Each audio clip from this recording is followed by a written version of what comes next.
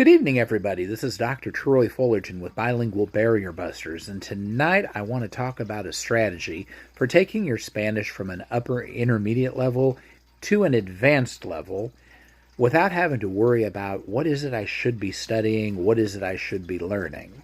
Sometimes it's hard to tell.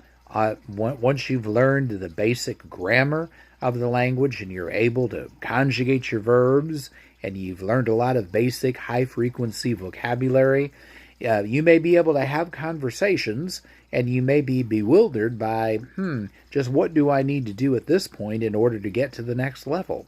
Well, I'm going to tell you, there is something called the Dunning-Kruger effect that really shows up when people are attempting to acquire a second language. The Dunning-Kruger effect simply works like this.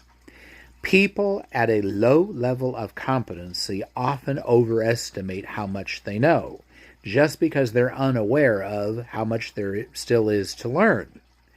So when we look at people who are able to converse in another language but just aren't really aware of what else is out there, they may not realize just how much they still have to learn. However, when you're trying to go from an intermediate level to an advanced level, you have an exponential amount of material that you still have to learn. The nice thing about it is you now know how to work it in and you know how to work with it so that as you encounter it, you're able to assimilate it. Now, back to our question though. How do you do this? Well, there's a really simple strategy that you can use that will work really well. Pick up some reading material. It might be a novel. It might be an article that you've encountered in a magazine or in a newspaper, something you've read online. Try to find something that you're deeply interested in, but something is written in contemporary language. Now, simply pick it up and translate it out loud into Spanish.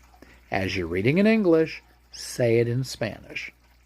What you're going to find very quickly is you're going to run into words, phrases, whole expressions that you have absolutely no idea how to say, or that you're having to use a lot of circumlocution in order to come up with a way to get it across.